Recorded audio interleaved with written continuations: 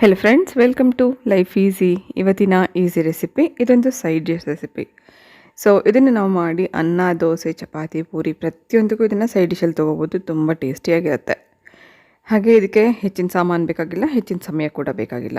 ತುಂಬ ಕಡಿಮೆ ಸಮಯದಲ್ಲಿ ತುಂಬ ರುಚಿಯಾಗಿ ಮಾಡ್ಕೊಳ್ಳುವಂಥ ಹೆಸರು ಕಾಳಿನ ಮಸಾಲ ಗೊಜ್ಜು ಹೇಗೆ ಮಾಡೋದು ಅಂತ ನೋಡ್ಕೊಂಬರೋಣ ಬನ್ನಿ. 1 ಕಪ್ಪಷ್ಟು ಹೆಸರು ಕಾಳು, 1 ಆಲೂಗಡ್ಡೆ, 1 ಈರುಳ್ಳಿ, 1 ಬೆಳ್ಳುಳ್ಳಿ, 1 ಟೊಮೆಟೊ, 1 ಇಂಚಷ್ಟು ಶುಂಠಿ, ಇದಿಷ್ಟನ್ನು ಇಟ್ಕೊಂಡು ಇವತ್ತು ತುಂಬ ಟೇಸ್ಟಿಯಾಗಿ ಹೆಸರು ಕಾಳಿನ ಮಸಾಲ ಗೊಜ್ಜು ಹೇಗೆ ಮಾಡೋದು ಅಂತ ನೋಡೋಣ. ಮೊದಲನೇದಾಗಿ ಹೆಸರು ಕಾಳಿನ ನಾನಿಲ್ಲಿ ನೀರಲ್ಲಿ ಹಾಕಿ ವಾಶ್ ಮಾಡ್ಕೊತಾ ಇದ್ದೀನಿ. 1-2 ಸರ್ತಿ ಇದನ್ನು ಚೆನ್ನಾಗಿ ಉಜ್ಜಿ ತೊಳ್ಕೊಬೇಕು. ಕೆಲವು ಸತಿ ಇದಕ್ಕೆ ಪೆಸ್ಟಿಸೈಡ್ಸನ್ನು ಹಾಕಿರ್ತಾರೆ, ಹುಳುಗಳು ಬೀಳಬಾರ್ದು ಅಂತ. ಸೊ 2-3 ಸತಿ ಚೆನ್ನಾಗಿ ತೊಳ್ಕೊಂಡ ನಂತರ ನಾವು ಇದನ್ನು ಬೇಯೋದಕ್ಕೆ ಕುಕ್ಕರಲ್ಲಿ ಹಾಕೋಣ. ಹೆಸರು ಕಾಳು ಜೊತೆಗೇ ಆಲೂಗಡ್ಡೆ ಸಿಪ್ಪೆ ತೆಗೆದು ಸಣ್ಣದಾಗಿ ಕಟ್ ಮಾಡಿಕೊಂಡು ಇದ್ರ ಜೊತೆಗೆ ಸೇರಿಸ್ಕೊಂಡಿದ್ದೀನಿ. ಹಾಗೆ 1/4 ಸ್ಪೂನಷ್ಟು ಅರಿಶಿನ, ಇದು ಮುಳುಗುವಷ್ಟು ಮಾತ್ರ ನೀರು ಹಾಕಿ ನಾವು 3 ವಿಸಿಲ್ ಕೂಗಿಸ್ಕೋಬೇಕು. ನಾವಿಲ್ಲಿ ಗ್ರೇವಿ ಸ್ವಲ್ಪ ಗಟ್ಟಿಯಾಗಿ ಮಾಡ್ತಿರೋದ್ರಿಂದ ನೀರಿನ ಕ್ವಾಂಟಿಟಿ ಸ್ವಲ್ಪ ಕಡಿಮೆ ಉಪಯೋಗಿಸ್ಕೊಳ್ಳೋಣ. ಮುಳುಗುವಷ್ಟು ನೀರು ಹಾಕಿ 3 ವಿಸಿಲ್ ನಾನು ಇದನ್ನು ಕೂಗಿಸೋದಕ್ಕೆ ಸ್ಟವ್ ಮೇಲೆ ಇಡ್ತಾ ಇದ್ದೀನಿ.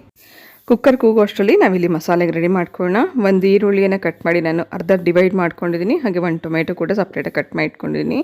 ಉಳಿದಿರೋವಂಥ ಅರ್ಧ ಈರುಳ್ಳಿ, ಶುಂಠಿ, ಬೆಳ್ಳುಳ್ಳಿ ಇದನ್ನು ರುಬ್ಕೊಳ್ಳೋದಕ್ಕೋಸ್ಕರ ಸಪ್ರೇಟಾಗಿ ಇಟ್ಟಿದ್ದೀನಿ. ಇದನ್ನೆಲ್ಲ ಬೇರೆ ಪ್ಲೇಟಲ್ಲಿ ಅರೇಂಜ್ ಮಾಡ್ಕೊಳ್ಳೋಣ.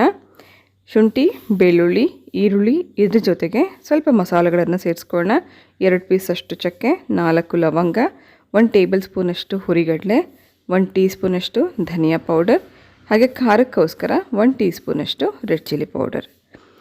ಹಾಗೆ ಇದ್ರ ಜೊತೆಗೆ 1 ಕಪ್ಪಷ್ಟು ತೆಂಗಿನಕಾಯಿ ತುರಿಯನ್ನು ಸೇರಿಸ್ಕೊಂಡು ರುಬ್ಕೋಬೇಕು. ಇದಿಷ್ಟು ಮಸಾಲೆಯನ್ನು ಸ್ವಲ್ಪ ನೀರು ಹಾಕಿ ನುಣ್ಣಗೆ ಗ್ರೈಂಡ್ ಮಾಡ್ಕೋಬೇಕು. ಗ್ರೈಂಡ್ ಮಾಡಿ ಇಟ್ಕೊಂಡಿರೋದು ಈ ರೀತಿ ಇರುತ್ತೆ. ಹಾಗೆ ಒಗ್ಗರಣೆ ಕೂಡ ಈರುಳ್ಳಿ, ಟೊಮೆಟೊ ಕಟ್ ಮಾಡಿ ಇಟ್ಕೊಂಡಿದ್ದೀವಿ. ಅಷ್ಟರಲ್ಲಿ ಕುಕ್ಕರ್ ಕೂಗಿರುತ್ತೆ.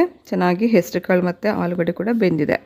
ಉಪ್ಪನ್ನು ನಾನು ಕಾಳು ಬೇಯುವಾಗ ಹಾಕಿಲ್ಲ, ಯಾಕಂದರೆ ಕೆಲವು ಸತಿ ಹೆಸರು ಕಾಳು ಉಪ್ಪು ಹಾಕಿಬಿಟ್ರೆ ಬೇಯಲ್ಲ. ಇವಾಗ ನಾವು ಉಪ್ಪು ಹಾಕಿ ಸ್ವಲ್ಪ ಹೊತ್ತು ಬಿಟ್ಬಿಡೋಣ. ಸ್ವಲ್ಪ ಇದಕ್ಕೆ ಬೇಕಾಗುವಷ್ಟು ಉಪ್ಪು ಹಾಕಿ ಒಂದು ಸತಿ ಮಿಕ್ಸ್ ಮಾಡಿ ಮಸಾಲೆಗೆ ಹೊಂದ್ಕೊಳ್ಳೋಕ್ಕೆ ರೆಡಿ ಮಾಡ್ಕೊಳ್ಳೋಣ. ಬೇರೆ ಪಾತ್ರೆಯಲ್ಲಿ ಈ ಮಸಾಲೆ ಮತ್ತು ಕಾಳುಗಳನ್ನೆಲ್ಲ ಹೊಂದ್ಸ್ಕೊತಾ ಇದ್ದೀನಿ.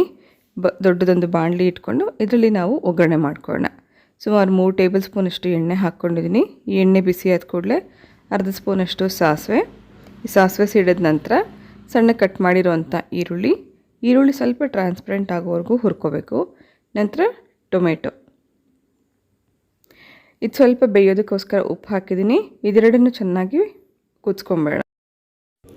ಟೊಮೆಟೊ, ಈರುಳ್ಳಿ ಎಲ್ಲ ಸಾಫ್ಟ್ ಆದ ನಂತರ ಬೇಯಿಸಿಟ್ಕೊಂಡಿರುವಂಥ ಹೆಸರು ಕಾಳು ಮತ್ತು ಆಲೂಗಡ್ಡೆಯನ್ನು ಕೂಡ ಇದಕ್ಕೆ ಸೇರಿಸ್ಕೊಂಡು ರುಬ್ಕೊಂಡಿರುವಂಥ ಮಸಾಲ ಹಾಕಿ ಚೆನ್ನಾಗಿ ಹೊಂದ್ಕೊಳ್ಳೋಣ. ನೀರನ್ನು ಕೂಡ ಇವಾಗ ನೋಡಿಕೊಂಡು ಅಡ್ಜಸ್ಟ್ ಮಾಡ್ಕೋಬೋದು. ಇದು ಸ್ವಲ್ಪ ಗಟ್ಟಿಯಾಗಿದ್ರೇ ಚೆನ್ನಾಗಿರುತ್ತೆ, ಯಾಕಂದರೆ ರೋಟಿ, ಚಪಾತಿ, ಪೂರಿ ಎಲ್ಲದಕ್ಕೂ ತೊಗೊಳೋದ್ರಿಂದ ಈ ಥರ ಸ್ವಲ್ಪ ಗಟ್ಟಿಯಾಗೇ ಇರಬೇಕು. ಬರೀ ಅನ್ನಕ್ಕೆ ಮಾತ್ರ ತೊಗೋತಿದ್ದೀವಿ ಅಂದರೆ ಇನ್ನು ಸ್ವಲ್ಪ ನೀರನ್ನು ಆ್ಯಡ್ ಮಾಡ್ಕೋಬೋದು. ತುಂಬ ಜಾಸ್ತಿ ನೀರಾಗ್ಬಿಟ್ರೆ ಇದು ಹೆಸರು ಕಾಳು ಸಾಂಬಾರು ಥರ ಆಗೋಗುತ್ತೆ. ಹಾಗಾಗಿ ಇದು ಸ್ವಲ್ಪ ಗೊಜ್ಜು ಥರನೇ ಇರಬೇಕು ಅಂದರೆ ನೀರು ಕಡಿಮೆನೇ ಹಾಕ್ಕೋಬೇಕು. ಚೆನ್ನಾಗಿ ಮಿಕ್ಸ್ ಮಾಡಿ ಉಪ್ಪು, ಖಾರ ಎಲ್ಲ ಚೆಕ್ ಮಾಡಿಕೊಂಡು ಸಣ್ಣ ಊರಿನಲ್ಲಿ ನಾವು ಇದನ್ನು ಒಂದು 2-3 ನಿಮಿಷ ಕುದಿಯೋದಕ್ಕೆ ಬಿಟ್ಬಿಡಬೇಕು. ಸಣ್ಣ ಉರಿ ಇಟ್ಟಿದ್ದೀನಿ. 2-3 ನಿಮಿಷದಲ್ಲಿ ಇದು ಚೆನ್ನಾಗಿ ಕುದ್ದು ಈ ರೀತಿ ಆಗಿರುತ್ತೆ. ಈ ರೀತಿ ಕನ್ಸಿಸ್ಟೆನ್ಸಿ ಬಂದರೆ ಸಾಕು, ತುಂಬ ಟೇಸ್ಟಿಯಾಗುತ್ತೆ. ಹಾಗೆ ಇದಕ್ಕೆ ಒಂದು ಮೇಲಿಂದ ತುಪ್ಪದ ಒಗ್ಗರಣೆ ಹಾಕ್ಕೊಂಡ್ರೆ ಇನ್ನೂ ರುಚಿ ಕೊಡುತ್ತೆ. ತುಪ್ಪದ ಒಗ್ಗರಣೆ ಹೇಗೆ ಮಾಡೋದು ಅಂತ ನೋಡೋಣ. ಬೇರೆ ಒಂದು ಸಣ್ಣ ಬಾಣಲಿನಲ್ಲಿ 1 ಸ್ಪೂನಷ್ಟು ತುಪ್ಪ ಬಿಸಿ ಮಾಡ್ಕೊಂಡಿದ್ದೀನಿ. ಅದಕ್ಕೆ ಸ್ವಲ್ಪ ಕರಿಬೇವು, ಅರ್ಧ ಸ್ಪೂನಷ್ಟು ಅಚ್ಚ ಪುಡಿಯನ್ನು ಹಾಕಿ ಇಮ್ಮಿಡಿಯೇಟಾಗಿ ಇದನ್ನು ಗ್ರೇವಿಗೆ ಬಗ್ಸ್ಬಿಡಬೇಕು.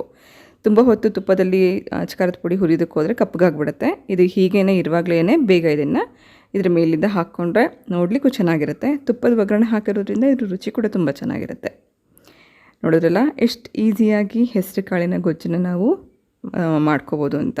ಕಡಿಮೆ ಸಾಮಾನು ಇಡ್ಸುತ್ತೆ, ಕಡಿಮೆ ಸಮಯದಲ್ಲಿ ಮಾಡ್ಕೋಬೋದು. ಕುಕ್ಕರಲ್ಲಿ ಹೆಸರು ಕಾಳು ಬೇಯಿಸಿಟ್ಕೊಂಡಿದ್ರೆ ದಿಢೀರಾಗಿ ಈ ಒಗ್ಗರಣೆನ ನಾವು ಮಾಡ್ಕೋಬೋದು. ಕೆಲಸಕ್ಕೆ ಹೋಗೋರ್ಗಾದರೆ ಬೆಳಗ್ಗೆ ಹೋಗುವಾಗ ಹೆಸರು ಕಾಳನ್ನು ಬೇಯಿಸಿಟ್ಬಿಟ್ಟು ಹೋದರೆ ಸಂಜೆ ಬಂದು ದಿಢೀರಾಗಿ 1-2-3 ನಿಮಿಷದಲ್ಲೇ ಒಗ್ಗರಣೆ ಮಾಡಿಕೊಂಡು ಅಡುಗೆಗೆ ರೆಡಿ ಮಾಡ್ಕೋಬೋದು. ಸೊ ಅಷ್ಟೇ ರುಚಿಯಾಗಿ ಆಗಿರೋಂಥ ಒಂದು ಹೆಸರು ಕಾಳಿನ ಗೊಜ್ಜಿನ ರೆಸಿಪಿ ಇವತ್ತು ನಿಮ್ಮ ಜೊತೆಗೆ ಶೇರ್ ಮಾಡ್ಕೊಂಡಿದ್ದೀನಿ.